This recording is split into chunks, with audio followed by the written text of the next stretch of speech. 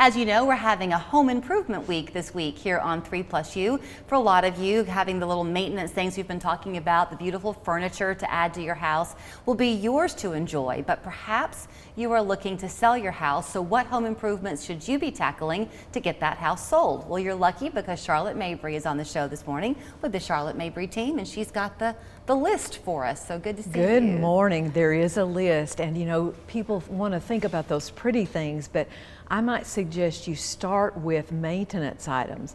If you have this beautiful kitchen but your roof is leaking and your heating and air doesn't work, those are problems when it comes time to sell. So I would focus first and foremost on maintenance things.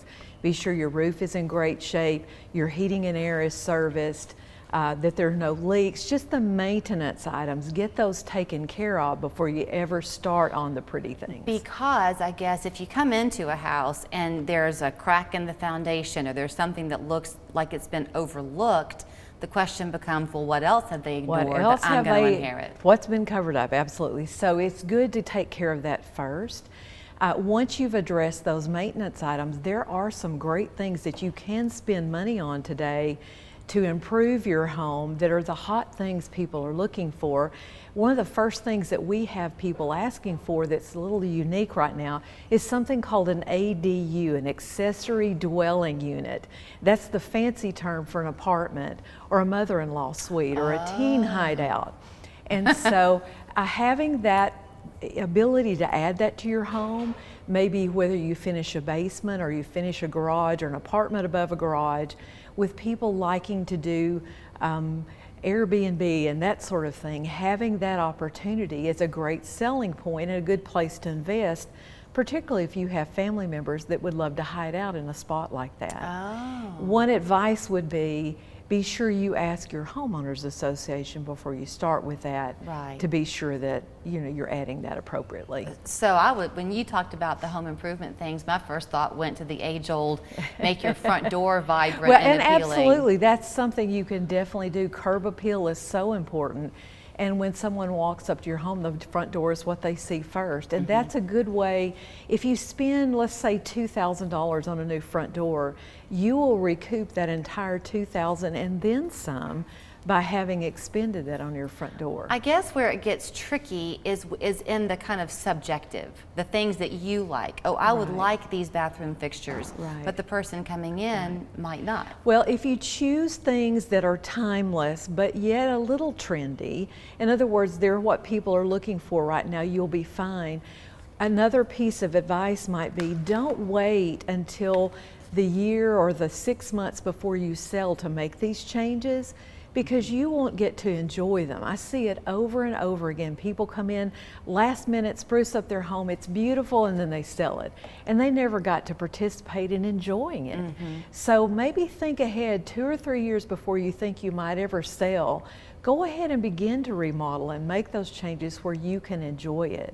And one of the changes that we see most requested right now, in addition to that additional rooms, is that home office. Back in the day, we used to say, gosh, that's so 1990s, right? To have a home office.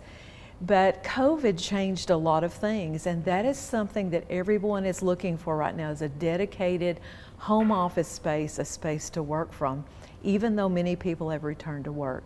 So if you've got the ability to make that room, spruce up that room, be sure you got great internet, the storage in there, that's a great expenditure of money as Remember when the days were that the open floor plan idea was everything, and that has its benefit, I guess. But now we're living at home and we need to have our own area where you can go. And it's nice to, to not have to take a bedroom away from your need as a bedroom to have that as a home office.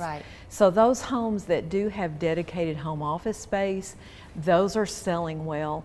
And along the same lines of COVID, the outdoor spaces have been really important as well, because we wanted to be able to just step outside our own house and enjoy it. To the outdoor part of it, if you have some trees that are really close to your house, is that something to consider taking down? Absolutely. If something is hanging over a roof, that could potentially be a problem with an appraiser or a loan process for someone if the limbs are over the roof and or touching the roof. Okay. So if your tree is that close, then absolutely I would recommend that you do something about that. Before I let you run, I guess I have about a minute or so left.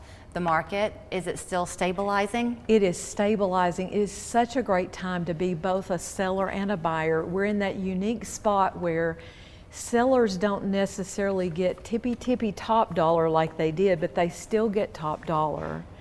And the buyers now have a chance. You're not competing with everyone. You don't have to offer way over asking price. You can actually get some concessions sent your way. There were some people I would talk to who were kind of considering selling their house, but they were almost hesitant to 30 seconds because they didn't want to be inundated with all of those offers. It was overwhelming. Right, it was very overwhelming. So we are still selling homes, not necessarily in 1 hour.